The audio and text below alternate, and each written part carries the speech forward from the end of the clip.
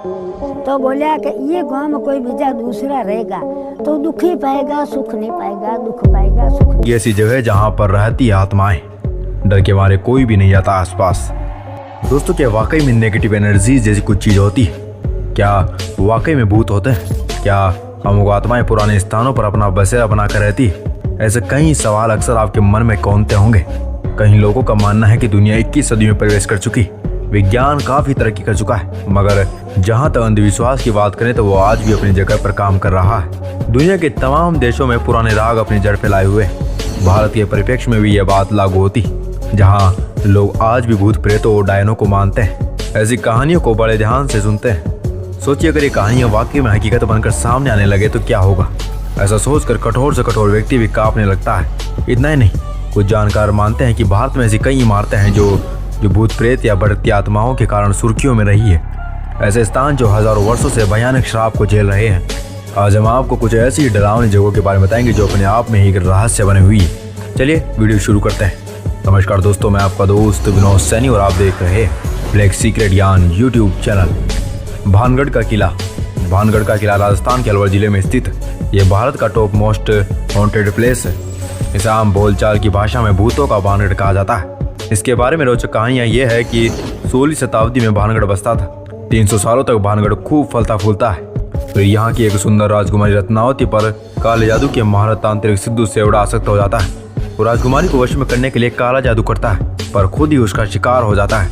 लेकिन मरने से पहले भानगढ़ को बर्बाद करने का श्राप दे जाता है। और संयोग से उसी के 1 महीने बाद ही पड़ोसी राज्य अजबगढ़ से लड़ाई में राजकुमारी सहित सारे भानगढ़वासी मारे जाते हैं और भानगढ़ वीरान हो जाता है। तब से वीरान हुआ भानगढ़ आज तक वीरान है। और कहते हैं कि उस लड़ाई में मारे गए लोगों के भूत आज भी रात को भानगढ़ किले में भटकते हैं। तांत्रिक के श्राप के कारण उन सब की आत्माएं आज तक मुक्त नहीं हो पाई।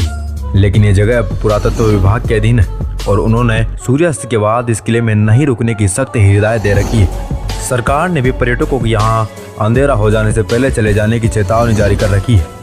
लोगों का मानना है कि आज भी उस तांत्रिक की आत्मा वहाँ भटकती। तांत्रिक के शराब के अनुसार वह स्थान कभी भी नहीं बच सकता। वहाँ पर रहने वाले लोगों की मृत्यु हो जाती, लेकिन उनकी आत्मा को मुक्ति नहीं मिलती।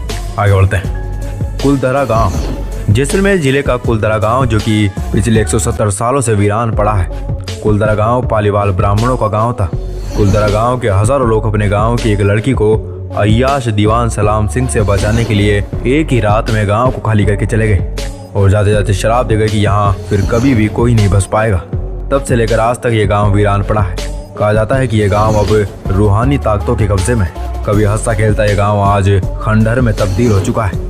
लोगों के मुताबिक पालीवाल ब्राह्मणों की आहट आज भी यहाँ पर सुनाई देती है। उन्हें वहाँ हर पल ऐसा अनुभव होता है कि कोई उनके आसपास चल रहा है। बाजार के चहल पहल की आवाजें आती, महिलाओं के बात करने की, उनकी चूड़ियों और पायलों की आवाज हमेशा वहाँ पर आती रहती। आज ये गांव एक पर्यटन स्थल बन चुका है। आगे बढ़ते हैं। 3 किंग्स चर्च, गोवा के किंग चर्च में 3 पुर्तगाली राजाओं की आत्मा भटकती है और कई बार चर्च में आए लोगों को इनकी मौजूदगी का एहसास भी होता है। यहाँ के लोगों का कहना है कि किसी समय में यहाँ पर 3 पुर्तगाली राजा हुआ करते थे। इनमें वर्चस्व को लेकर अक्सर लड़ाई होती रहती थी। एक बार होलगेर नाम के एक राजा ने अन्य दोनों राजाओं को इस चर्च में आमंत्रित किया और धोखे से जहर देकर मार दिया। जब लोगों को होलगर की इस करतूत का पता चला तो उन्होंने इसके महल को घेर लिया। जनता के आक्रोश को देखकर तीसरे राजा ने आत्महत्या कर ली। तीनों राजाओं के शव को इसी चर्च में दफना दिया गया। इसके बाद से ही इस चर्च में ऊपरी ताकतों का निवास माना जाने लगा। अगर आप भी यहाँ पर जाना चाहते हैं तो वहाँ के लोगों से लोकसेन के बारे में जान लें। और हाँ, ये ऊपर पहाड़ी पर स्थित है, इसलिए चढ़ने उतरने का भी प्रबंध पहले ही कर ले। इतना ही नहीं, समय भी आपका दिन का होना चाहिए, नहीं तो खतरा हो सकता है। आगे बढ़ते हैं। अग्रसेन की बावड़ी, अग्रसेन की बावड़ी राजधानी दिल्ली में कनाट पैलेस से थोड़ी दूर पर स्थित है। महाराजा अग्रसेन ने 14वीं शताब्दी में इस बावड़ी का निर्माण करवाया था। इसकी लंबाई 60 मीटर और चौड़ाई 15 मीटर है। इस प्राचीन स्मारक को भारतीय पुरातत्व सर्वेक्षण ASI का संरक्षण प्राप्त है। किसी जमाने में यह हमेशा पानी से भरी रहती थी, लेकिन अब यह सूख चुकी है। इसके बारे में प्रचलित है कि इसका काला पानी लोगों को सम्मोहन कर आत्महत्या के लिए उकसाता है। इसके तल तक पहुंचने के लिए 106 सीढ़ियां उतरनी पड़ती है। ASI के अधीन होने के बावजूद लोगों को इसके बारे में ज़्यादा पता नहीं है।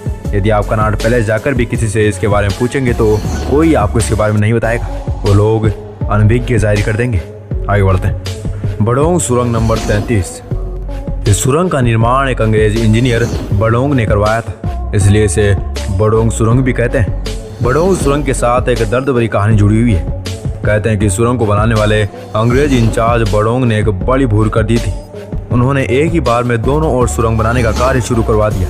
अंदाजे की भूल के कारण सुरंग के दोनों छोर नहीं मिल पाए, जिसके कारण उन पर 1 रुपए का जुर्माना लगाया गया।